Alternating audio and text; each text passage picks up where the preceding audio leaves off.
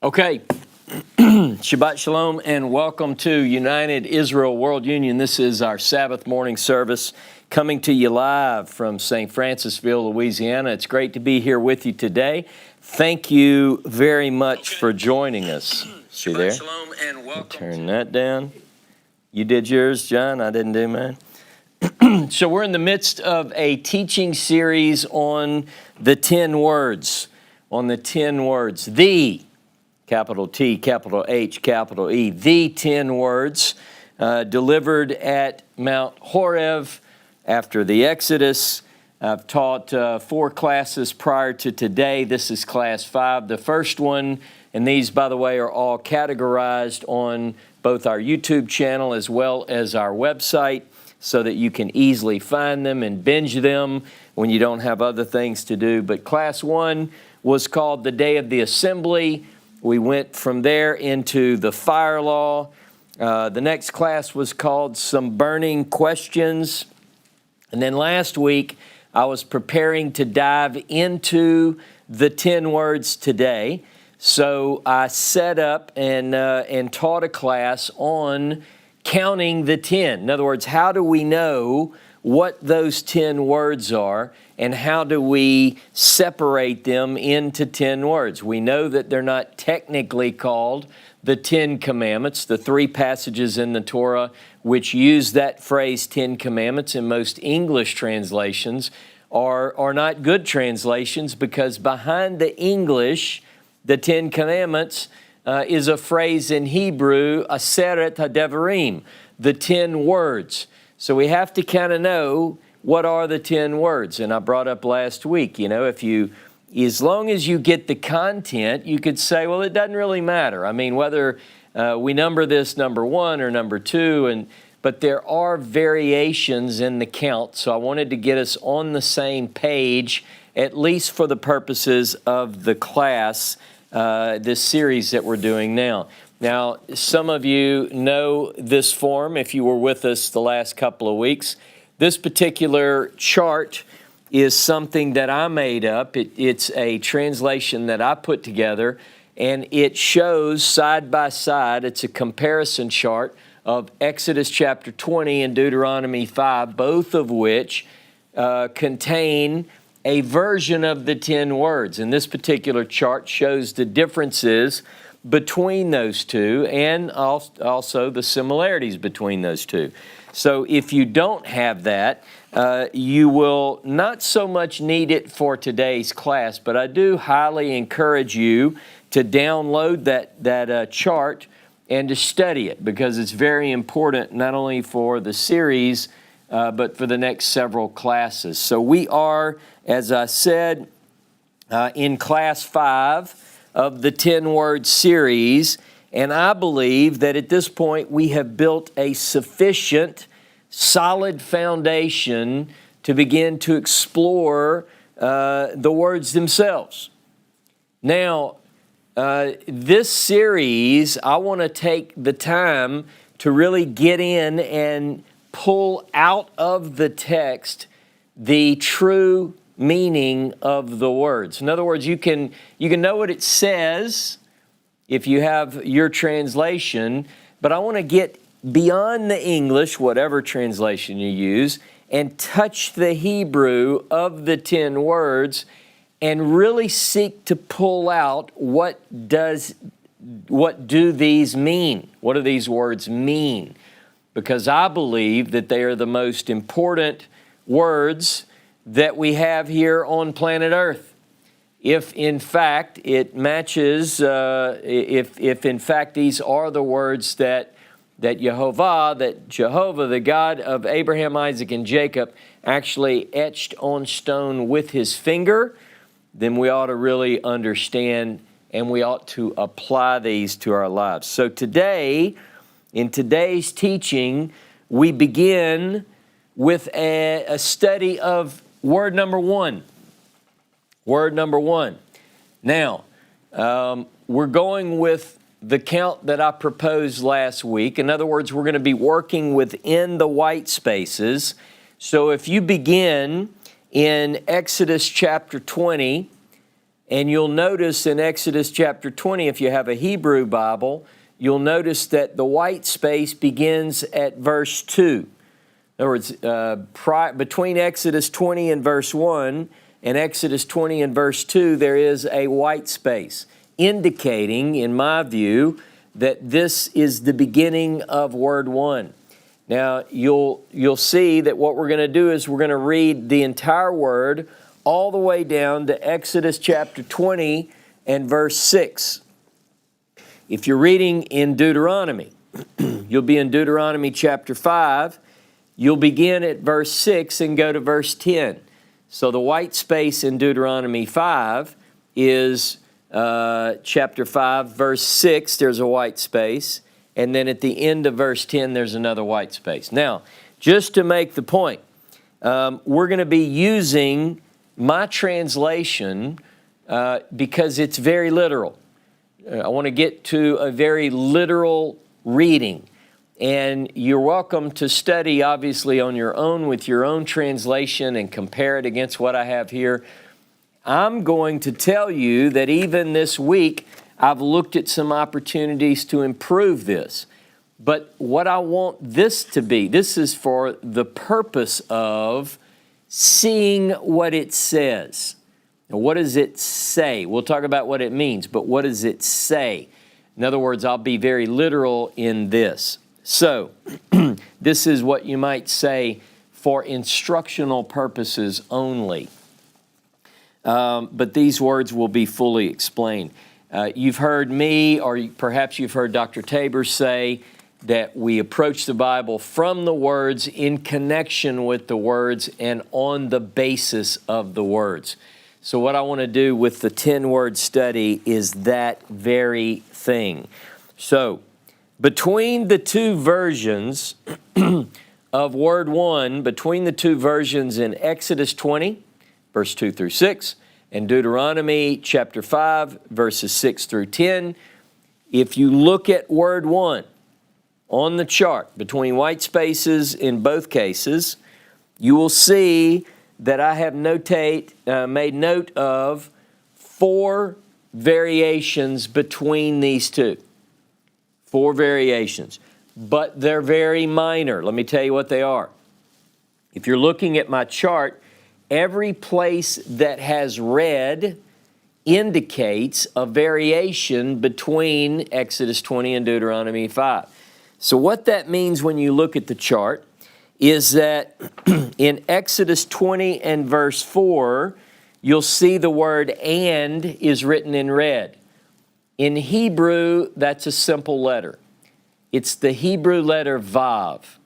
In other words, it says, "No, you shall make for yourself an idol, comma, and," red letter, "every form that is in the heaven above." Now, if you look over at Deuteronomy chapter 5, verse 8, it says, "No, you shall make for yourself an idol, comma, every form." The word "and" is not there.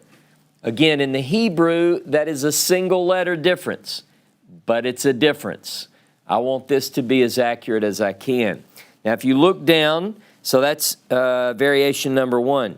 If you look down at verse 9 in Deuteronomy 5, you'll notice the word "and" written in red. And if you look over at the parallel passage in Exodus, you'll notice that it's not there. Ladies and gentlemen, that again is a single letter difference. This time, Deuteronomy has the Vav, which is generally translated "and," whereas the book of Exodus, the version in the book of Exodus 20, does not have the Vav. All right, so that's 2. And then if you look at the final 2 words in Exodus 20, verse 6 and Deuteronomy 5, verse 10, Exodus 20 says, "For one's guarding my commands," whereas Deuteronomy chapter 5, verse 10 says, "For one's guarding his commands." All right? So that's it. Now, those are the differences between word 1 in Exodus 20 and word 1 in Deuteronomy chapter 5.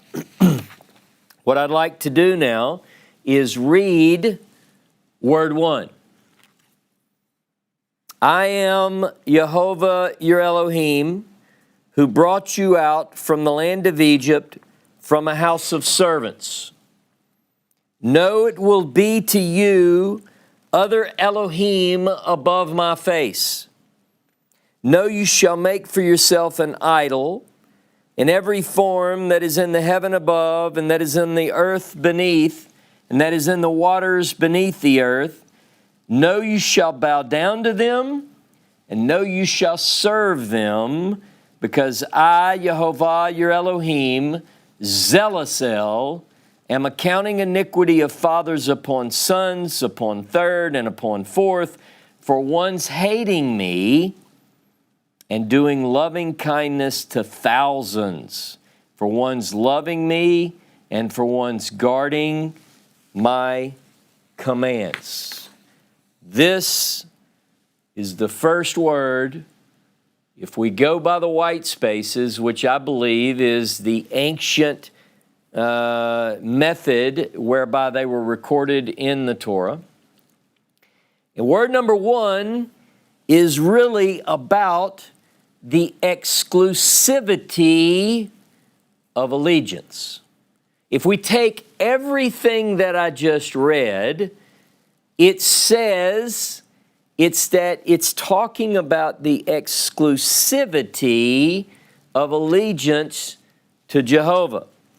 Now, I want you to notice a couple of things. If you are taking notes, I want you to notice this very clearly and understand this. In word 1, the address is given in the singular. Well, what I mean by that is it says, your God.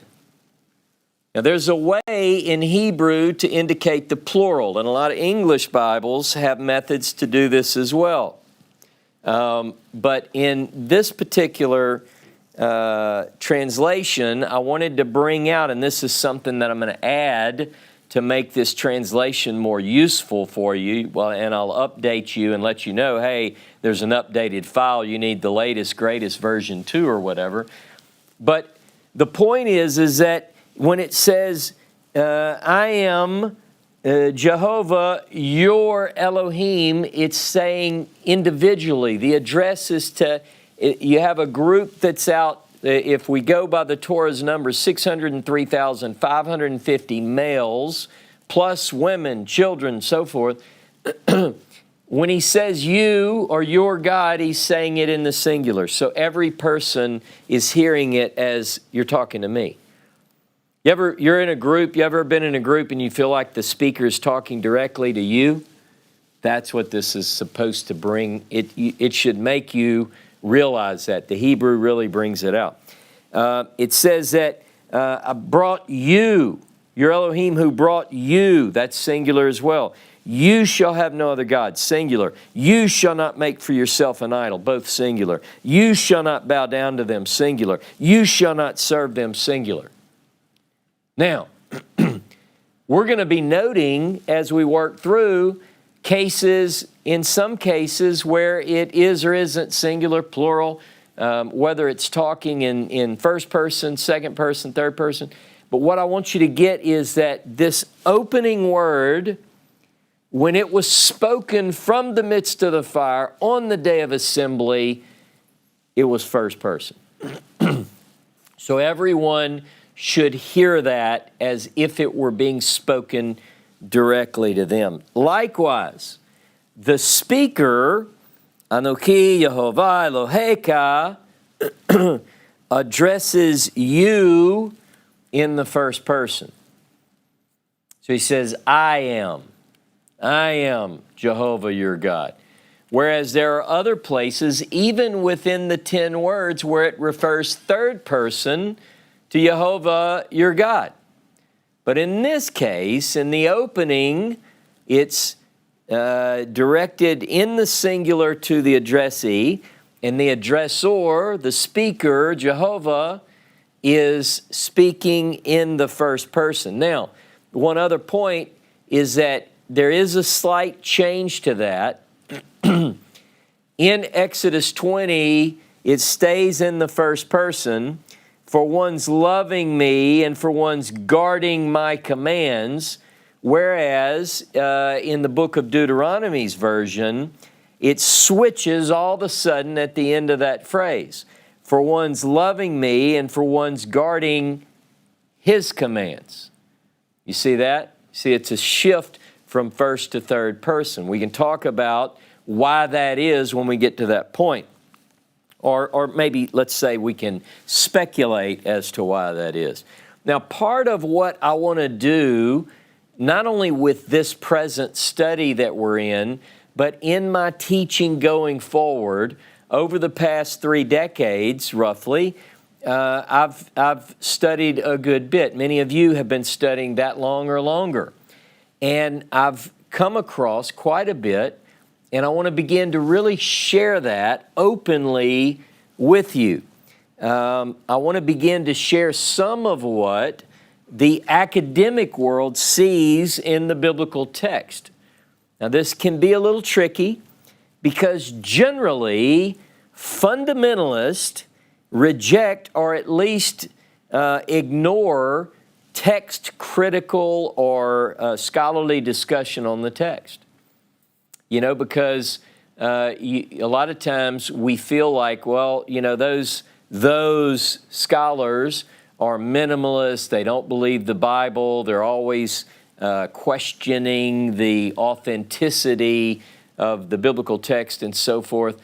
But what I want to say to you is I want to consider what these brilliant minds, in many cases brilliant minds, have determined from the text.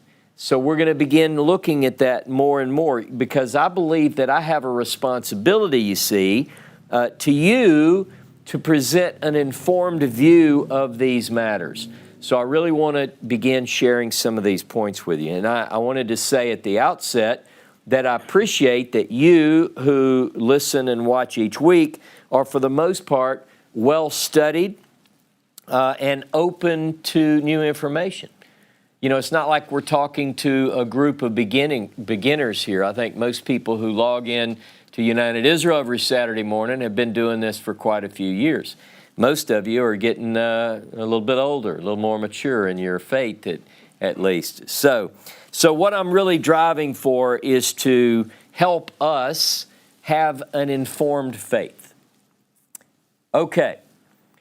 In the 1950s, 3 scholars, Bickerman, Mendenhall, and Baltzer, working independently. All 3 of these scholars in the 1950s working independently, not on a committee, not in the same room. They noticed when they began to compare the 10-word covenant in the Torah with other covenants and treaties in the ancient Near East, they began to notice a very similar overlap, if you will. They noticed something that no one had mentioned before. Particularly noteworthy was when they uncovered this idea, they noticed that these covenant and treaties from the ancient Near East would often have, it was a covenant between the suzerain, in other words, the overlord, and the vassal, the subject state, or the subject king. It would be like a big king and a little king, a large ruler and a smaller ruler, a country ruler and a town ruler, however you want to look at it. But the suzerain, the overlord, and the vassal. And they began to notice that there is somewhat of a consistency, almost you might call a template, whenever you look at these covenants from the ancient Near East. And here's what they noticed.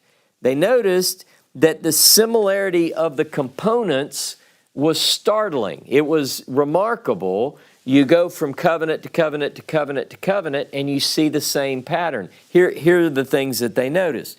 They notice that first off, these covenants or treaties would contain an introduction by the overlord. In other words, he would say, I am King so-and-so. And he would introduce himself to the reader of this document, to this treaty, to this covenant. Then, following that, it would have the second part, which would be sort of a historical prologue, if you will, that would generally express the relationship between the covenant parties. In other words, he would say, I'm the one who protects your crops and takes care of your families. All right? What this historical prologue would do in these covenants, it is working in some ways to convince the reader, the vassal, that they are subject to an indebtedness. In other words, I'm the one who's done these things for you, therefore you ought to give your allegiance to me. Again, we're talking about exclusivity of allegiance. And that's what these covenants would do, and that was the purpose of point 2, the historical prologue. The third point would be a prime stipulation, if you will, to indicate what is the main reason that this covenant ought to be accepted by the vassal. And it's also to emphasize the main thing for which the covenant parties come together on. So you'll see that a lot of times that had to do with the connection piece between suzerain and vassal would be something dealing with that sole allegiance. And then there would be step 4, which would be other stipulations of the covenant. So what they did, these 3 guys, Bickerman, Mendenhall, and Baltzer, noticed this similarity, and they looked then at the 10-word Hebrew covenant and said, it follows the same template. They noticed this. So here's what they saw in the 50s. And by the way, most scholars look at this and say, that's pretty good. It's interesting that they saw this because that's right. So the introduction, if we look at the 10 words, the 10-word covenant of the Hebrews, what we notice is that there is, whether you accept that these 3 guys nailed this or not, there does seem to be some similarity because it opens with, Ani Anochi Yehovah Eloheka, I am Jehovah your God, right? Well, that's the introduction of the suzerain, of the overlord. It's a way of introducing himself. I am Jehovah your God. That's the way it starts. It's the way that most of these covenants and treaties began in the ancient Near East. And then they identified as the historical prologue. In other words, if they're looking at the template in the ancient Near East and they look at the 10-word covenant of the Hebrews, they see, who brought you out from the land of Egypt from a house of servants. So they said, well, there you go. What is that? Well, what that is it's expressing this relationship between the overlord and the vassal, the overlord and the subject. God is saying, I am your God. There's the relationship. Why? Because I brought you out of the land of Egypt from a house of slaves, from the slave quarters, basically. So there you have the introduction of the overlord, the historical prologue, which is really driving towards an indebtedness on the vassal. So the person who is receiving the covenant, by the way, remember this is first person, it's in the singular, the covenant maker is telling his subjects, I'm your God, I brought you out of Egypt, and then he begins to start talking about the prime stipulation. The prime stipulation, that key point in this covenant is this: you shall have no other gods. You shall have no other gods. It's the opening statement. It's the primary point. Now, these other 10 are going to fall in. I'm not placing one higher than the other. I'm simply pointing out that when the God made this covenant, He put this one first. In other words, I'm your God. I brought you out of the land of Egypt, out of your house of servitude. Therefore, basically, you shall have no other gods. And then we get into the other stipulations.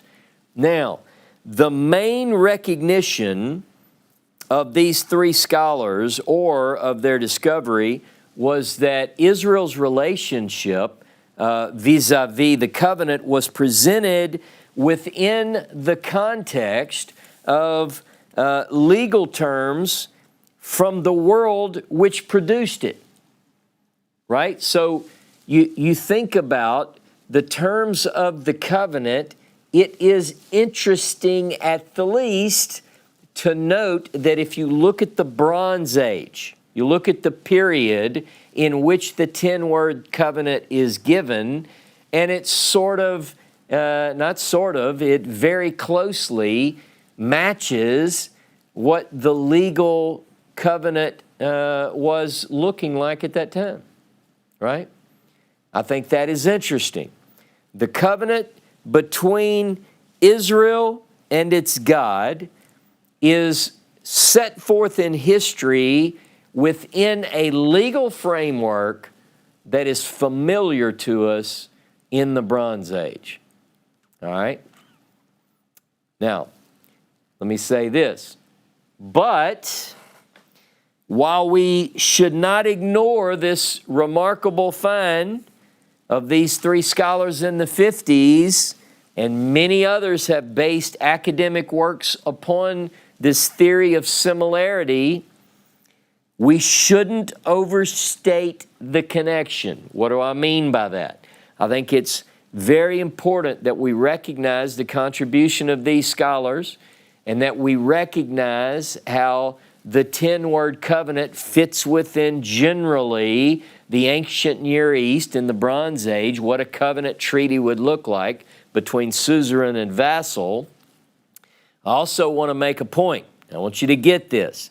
This is not a treaty between a human suzerain and a vassal state. This is a covenant between the one true God and His servant nation. So I always like to point out that I don't imagine the God of Abraham, Isaac, and Jacob saying, you know, I have to give this covenant. Let me make sure that I follow the way that they do it in the neighboring countries. I want to make sure that I match that. It makes sense that this matches, but at the same time, I don't want to overstate that. Hopefully that makes sense. So, word one is really about exclusivity of allegiance. Lo yihyeh lecha Elohim akarim al panai. In Hebrew, that is the opening line after we get past, so that's let's call it the stipulation, if you will, the prime stipulation of the covenant.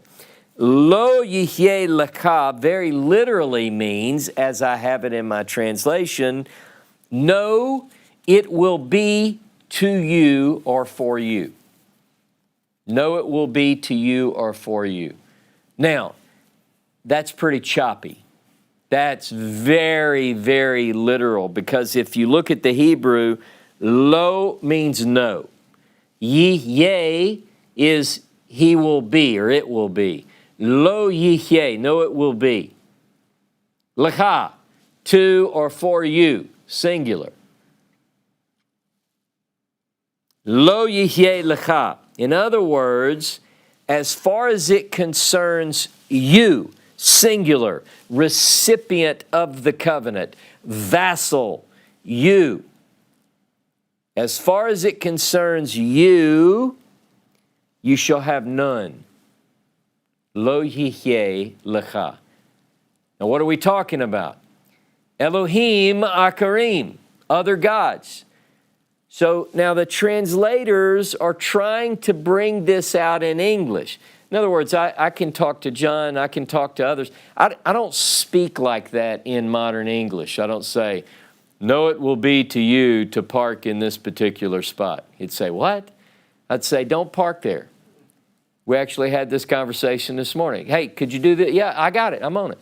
So, but in the Hebrew, I wanted to give you very literally what it says. Now we can look at it and then we can say, what does it mean? And then present it in a more polished form. See, a lot of times translations are trying to do that. They're not trying to ignore what the Hebrew says. They're looking beyond a very literal word for word, what some people call a pony translation, where you just bring a word from one language into another. I mean, look, sometimes literalness isn't the best approach because it doesn't quite come across like in what we understand. So al panai is translated various ways. So you shouldn't have to you. There shouldn't be to you. You shouldn't have other gods. We're going to talk about that in a minute. Elohim Akarim.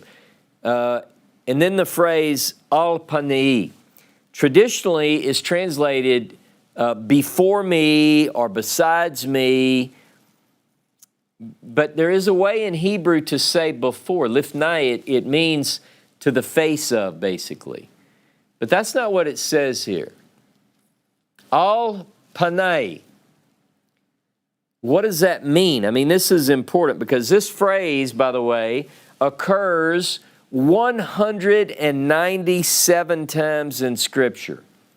Ain Lamed, Pei Nun Yud. 2 words. Ain Lamed, Pei Nun Yud. You can look it up. You can do this online. There are various Bible programs. If you don't own one, some of you have a Bible program on your computer. You can do this. But what does it mean, al panai?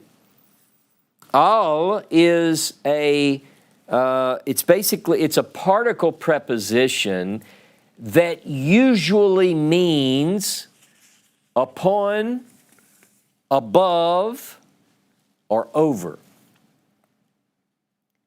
And the word pen means face. So the question, now we kind of know what this is shaping up to mean. You shall, as I translate it here, know it will be to you other Elohim above my face. Well, that doesn't really, I don't know what that means. I know what it says. What does it mean? See, that's what we're going to get into in a few minutes. So now we're going to focus just for a moment on the phrase al panai, because does it really mean above my face? And what does it mean to be above God's face? See, the translators are trying to tell us something. They're calling it, you shall have no other gods before me, besides me. My translation says above my face. I mean, that doesn't even sound the same. So let's think about this. So if you go with me to the book of Genesis, chapter 1, Genesis chapter 1, I want to show you the first occurrence of the 2-word string, Ain Lamed, Pei Nun Yud. Ain Lamed, Al, Pei Nun Yud. And let me open it up. Genesis chapter 1 and verse 2. Genesis chapter 1, verse 2. The earth was waste and void, and darkness was upon the face of the deep, and the Spirit of God moved upon the face of the waters. Now in the Hebrew, our phrase occurs twice. Now, Remember, I translated it in my translation, above my face. Where do you think that phrase is in Genesis chapter 1, verse 2? It's twice, and it says, and darkness, v'choshek al panei techom. And darkness was upon the face of the deep. And then down further it says, and the spirit or the wind of Elohim, v'ruach Elohim morachefet al panei hamayim. And the spirit or the wind of Elohim hovered or fluttered over the face of the waters. Now let's think about this, because what we're really trying to understand is, what does it mean for you, singular, not to have another God over the face of the one God? Al panei doesn't mean literally a face. In this case, two different words are used. Tehom, which is generally translated as the deep. You get this picture that there's this deep darkness and God's presence is fluttering over and so forth. So it's not literally a face, but the surface. Surface. By the way, sur is a prefix that means over or above, and face, obviously, you get the idea that the surface means over the face of. So what we get is that in this particular context, al panei is very literally meaning over the surface of something. But that doesn't really apply. I can't really connect that to my phrase in the 10 words. So what I'd like to do is, I want to keep going with this. I looked up the 197 references to al panei in the Hebrew Bible, and generally it's used in the context of someone falling upon their face. Someone falling upon their face, and they met with someone, and it says, and he fell on his face, al panav, or but that's the general. Now that's, by the way, that's not literal. If I say, look, when you meet this king, you better fall on your face, I don't mean literally put your hands behind your back and fall on your face. You see how literal that can, if you go too literal, you're like, no, I didn't mean like fall on your face. What I meant was position yourself faceward towards the ground. You fall on your face, not literally fall on your face, okay? You get the point. We know that means something else in our English language. Now look with me at Genesis chapter 32. I'm not going to do 197 cases, but go to Genesis 32 and let's see. I want you to begin in verse 19. Genesis 32:19.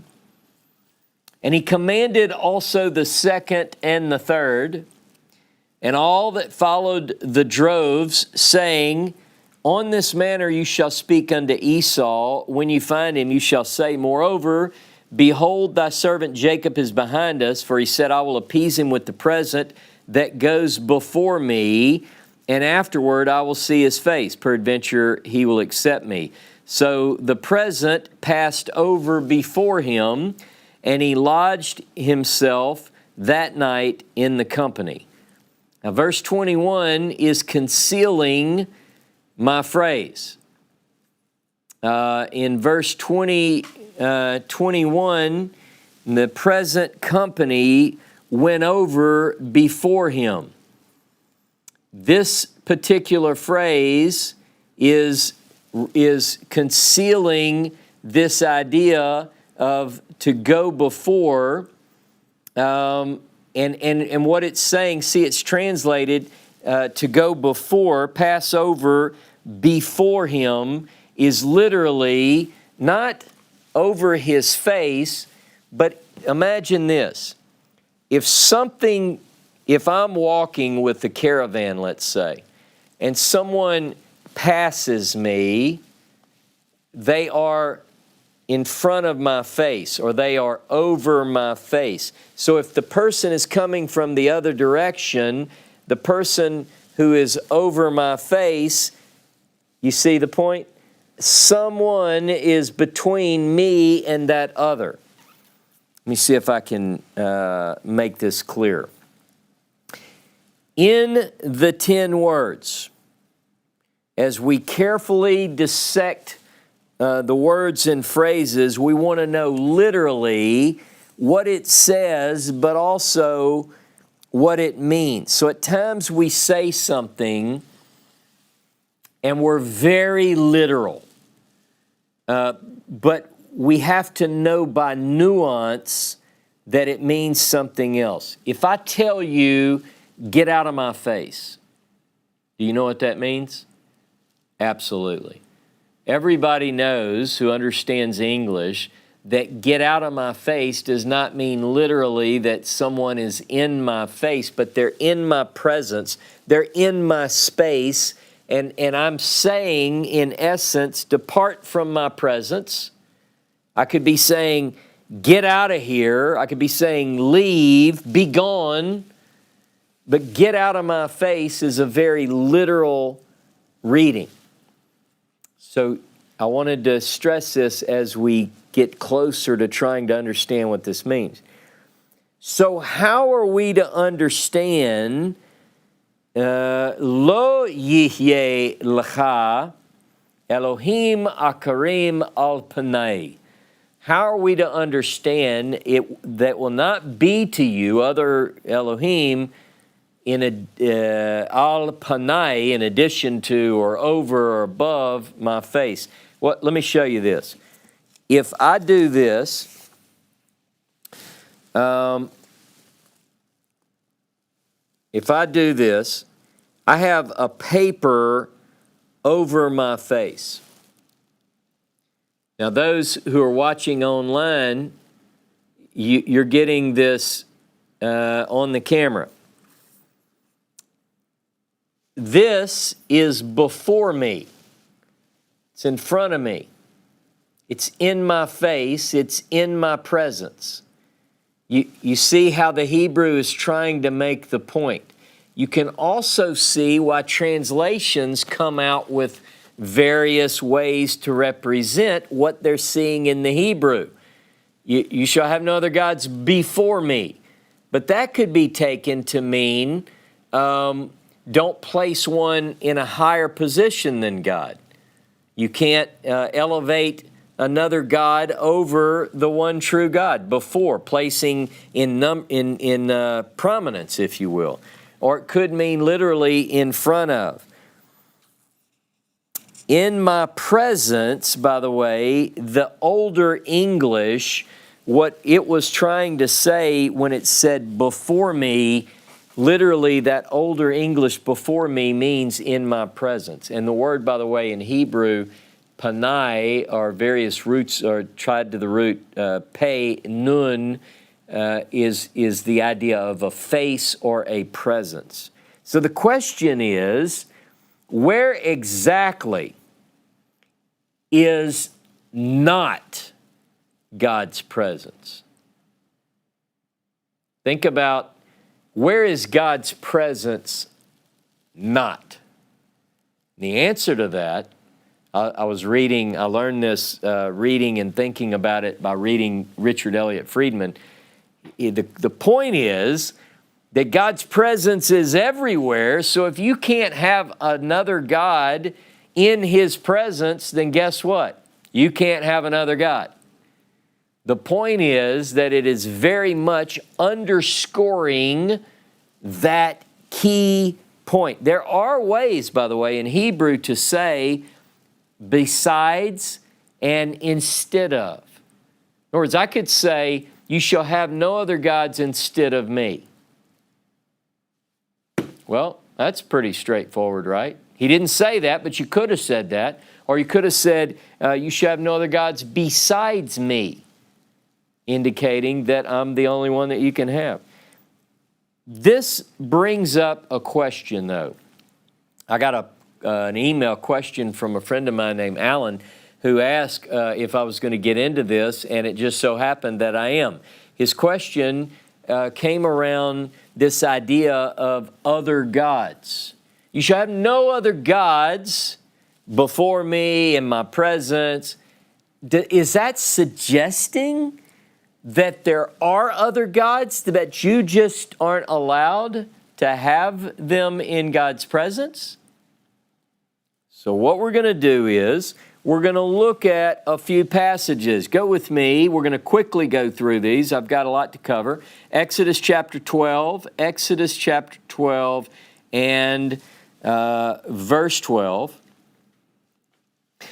Exodus 12:12, for I will go through the land of Egypt in that night and will smite all the firstborn in the land of Egypt, both man and beast, and against all the gods of Egypt I will execute judgment. I am Jehovah. Are there gods of Egypt? I mean, think about it. Go to Exodus 15. Exodus 15 and verse 11. Who is like unto thee, O Jehovah, among the gods? Who is like thee, glorious in holiness, fearful in praises, doing wonders, and so forth and so on. Jehovah among the gods? Is this indicative of a clue that there are other gods out there? Is there some sort of divine council, as many scholars have proposed? Look down at Exodus 23. Exodus 23 and verse 13. And in all things, Exodus 23:13, in all things that I've said unto thee, take ye heed, and make no mention of the name of other gods, neither let it be heard out of your mouth. Look down at verse 32, Exodus 23:32. You shall make no covenant with them, nor with their gods. I mean, these verses seem to suggest what? That there are other gods.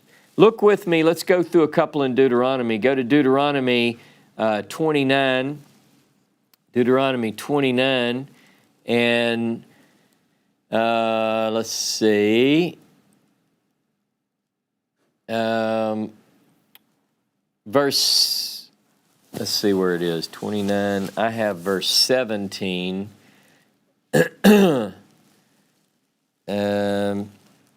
Okay, let me start in verse 14. Neither with you only do I make this covenant and this oath, but with him that stands here with us this day before Jehovah our God, also with him that's not here with us this day. For you know how you dwelt in the land of Egypt, how you came through the midst of the nations through which you passed. You've not seen their abominations, their idols, wood and stone, silver and gold, which were among them, lest there should be among you man or woman or family or tribe whose heart turns away this day from Jehovah our God to go serve the gods of those nations. The gods of those nations. Now look down at verse 26.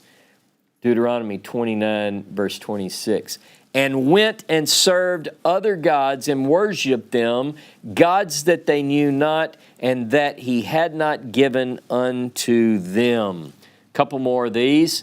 Go with me to Deuteronomy 32. By the way, there are a lot of these, so I'm just hitting a few high points. Deuteronomy 32, verse 16. They moved him to jealousy with strange gods, with abominations provoked they him to anger. They sacrificed unto demons which were no God, to gods that they knew not, to new gods that came up of late, which your fathers dreaded not. Joshua. Now go to Joshua 24 and verse 15. Joshua 24:15. And if it seem evil unto you to serve Jehovah, choose this day whom ye will serve, whether the gods which your fathers served that were beyond the river, or the gods of the Amorites, in whose land ye dwell. But as for me and my house, we will serve Jehovah. One final passage. Go with me to the prophet Micah. Micah chapter 4 and verse 5. Micah chapter 4 and verse 5. For all the peoples walk every one in the name of his God, and we will walk in the name of Jehovah our God forever and ever. So there's a big debate. The big debate is this. When we talk about the biblical faith, are we talking about monolatry or monotheism? And there's a difference. Monolatry is the worship of one God without the denial of other gods. In other words, these passages that talk about worshiping, serving the one God. By the way, a lot of you have definitions for worship and serve. We're going to peel that apart too. So, but is it saying that the Hebrew Bible admits that there are other gods, but they're just you're not? In other words, you're not denying other gods, but you're focusing the worship to the one true God. Now, monotheism is different. Monotheism is a doctrine or a belief that there is only one God. Now, people can talk about other gods. They can worship other gods that don't exist if they want. We're going to get into that very much in the next couple of classes. They can make gods. They can bow down and worship them. They can bring them dinner and have to toss it out later when the God doesn't eat it. They can pray to gods that can't save. They can build a god out of fire and use the other half to warm themselves. But do they exist? Monotheism says no. There is no other God. You go, well, why do you say you should have no other gods before me if they don't exist? So the question becomes, and Friedman uses this for his students, I want you to all take this homework assignment. You write a command forbidding the worship of other gods without mentioning other gods, or without alluding to the fact. You tell me how you would state monotheism in a commandment without mentioning other gods. Just try it. Now, I'm not saying it can't be done. I'm saying you have to think about it. Now, according to many scholars, when you look at the Hebrew Bible, many scholars have said that the Hebrew Bible represents a transition in thought, in belief, a progression, if you will, from what originally was monolatry into monotheism. In other words, in the ancient world, these other gods, everybody has gods. They have gods of the different forces of nature and gods of this and gods of that. There are plenty of other gods mentioned by name in the Hebrew Bible, so much so that the Torah says you can't even put those names of those gods on your lips. Is that because they exist and you shouldn't be calling them up? Right? But the idea that most scholars have come up with is that monotheism was not the original faith of the Hebrew people, and it's not even in the 10 words at the beginning of the nation, because it mentions other gods. So if monotheism is there, the scholars surmise, you wouldn't see evidence of monolatry. Now clearly we have evidence, we have references, I should say, to other gods in the ancient world. Do you know that the phrase other gods, Elohim Akarim, occurs 63 times in the Hebrew Bible. And I would encourage you to look up every one of those. Somebody asked me the other day, how long can this study go? It could go forever. I mean, I could have spent today and worked through every occurrence of the phrase Elohim HaKarim. I leave some things for you to do. You can go out and look at that. I just try to pull a few key passages. We know the names of many of these deities. For instructional purposes, I could go through a list of them. I also have a commandment that says they shouldn't be on my lips, but we know those names. Baal is one of the names of the pagan gods. We have gods, we have goddesses, Asherah. Think about it. Do you know that El is the chief deity of the Canaanites? Now, later, the Israelites adopted this name. From what we can tell, that's part of the progression. But are there other gods? Or are they just the figment, if you will, of the imaginations of mankind? Personifications of various forms of nature. Now let's look at a few passages in the Hebrew Bible which are monotheistic, so you have a difference. Monotheistic. Here, look at this. Deuteronomy chapter 4. Deuteronomy chapter 4, verse 35. Okay? Deuteronomy 4:35. Unto you it was showed that you mightest know that Jehovah, He is God, there is none else beside Him. Pretty clear. See that word beside? That's not the word used in the 10 Commandments, as we call them, the 10 words. But it could have been. It's pretty clear. Is there another God? There is none beside Him. Besides Him means in addition to, basically. Now go down to verse 39. Know ye therefore this day, Deuteronomy 4, verse 39. Know you therefore this day, and lay it to your heart, that Jehovah, Hu Ha-Elohim, He is God in heaven above and on the earth beneath.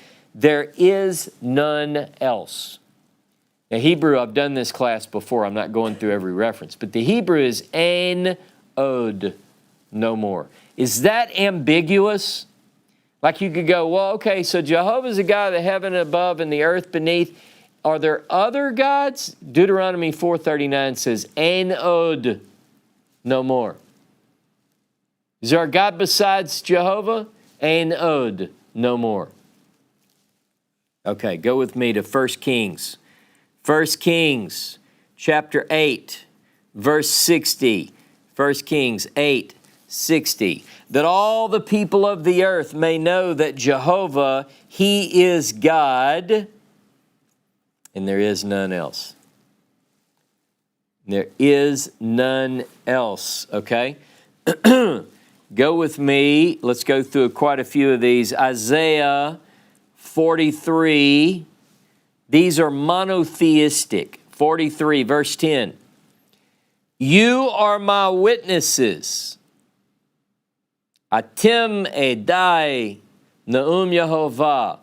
You are my witnesses, saith Jehovah, and my servant whom I have chosen, that ye may know and believe me, and understand that I am He.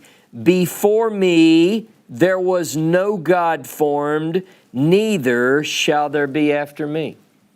Any ambiguity there?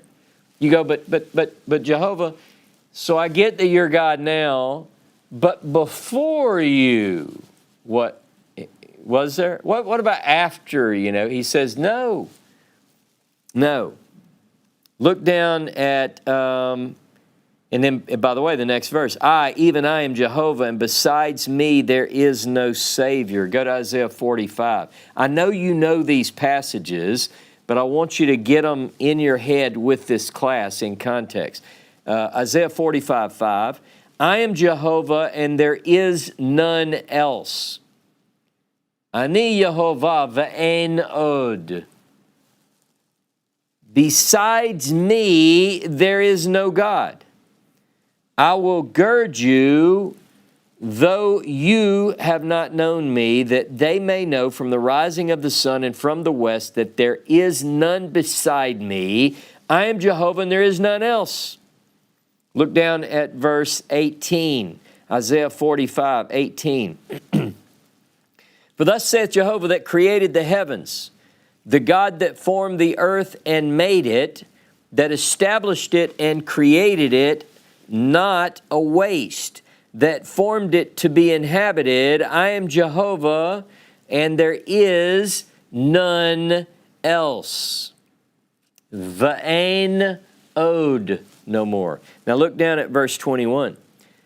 Declare ye, bring it forth, yea, let them take counsel together. Who has showed this from ancient time? Who's declared it of old? Have not I, Jehovah, and there is no God else beside me, a just God and a Savior. There is none beside me. Look unto me and be ye saved, all the ends of the earth, for I am God and there is none else. Isaiah 46. Go with me to Isaiah 46 and verse 9. Remember the former things of old, for I am God and there is none else. I am God and there is none like me. And there are other passages. Now what the scholars say is this. The academic world says, yeah, I get that. Isaiah, the second part of Isaiah, which they call Deutero-Isaiah, or second Isaiah, which we're going to get into some of that as well, the academic view of the prophets. But what they say is that monotheism is late, that the second part of Isaiah is written, we're talking about post-exile, talking about the Babylonian exile, beyond the Babylonian exile. They said, yeah, by then they're monotheistic.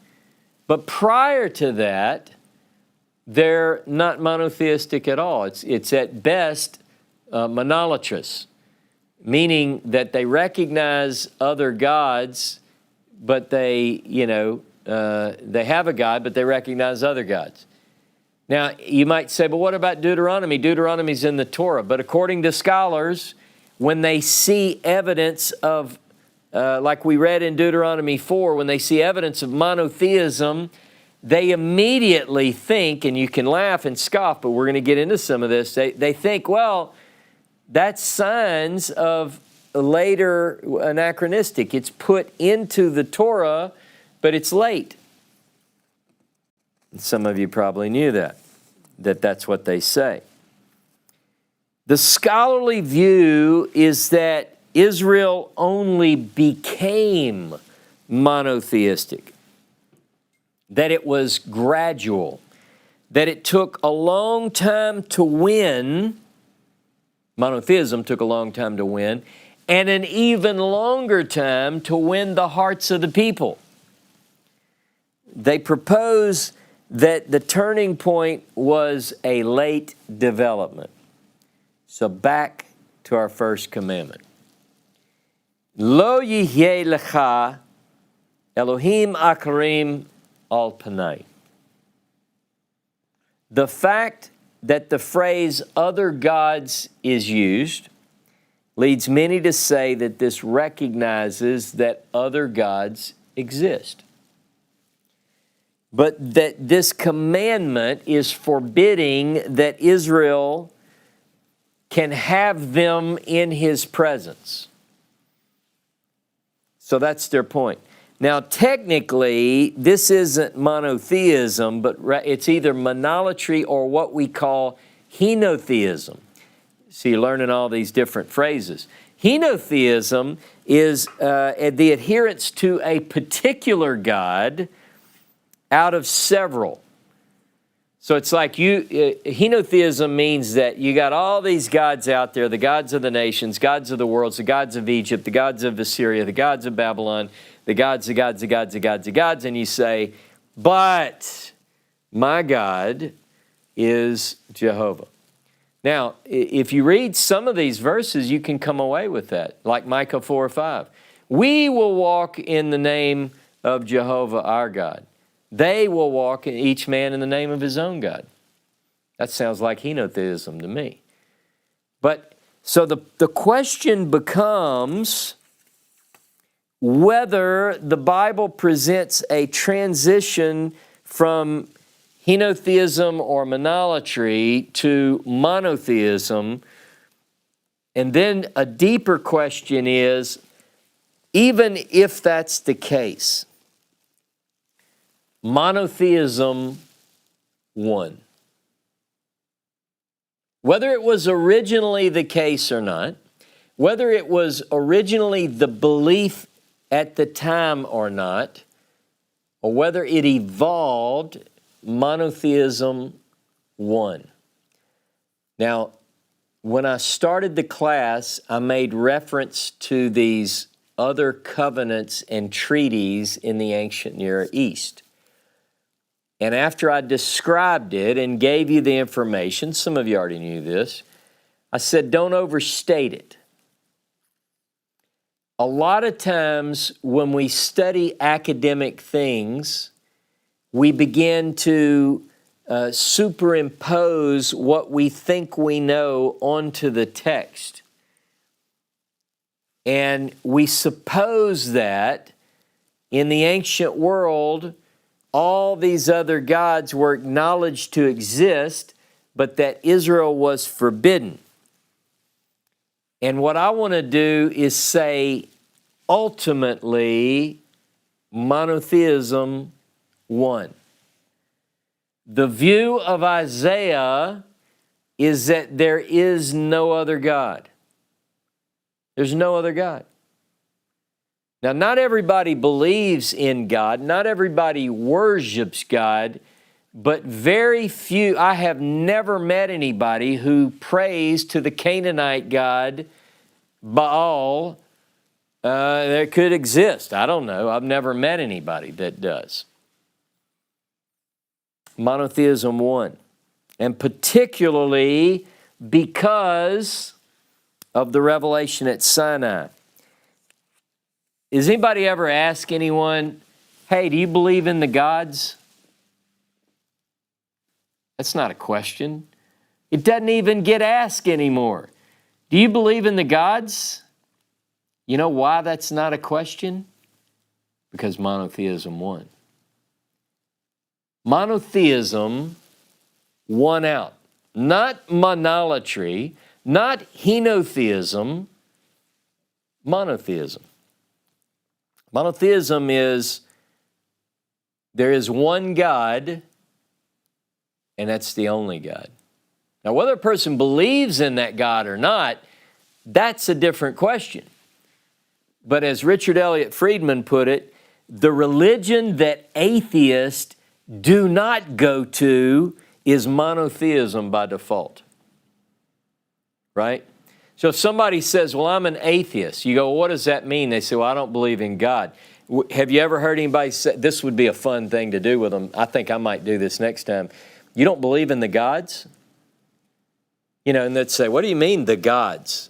Oh, the Bible presents other gods too, not just the one God. Which God do you not believe in? If you're an atheist, which God do you not believe in? You see how monotheism won? It's totally by default.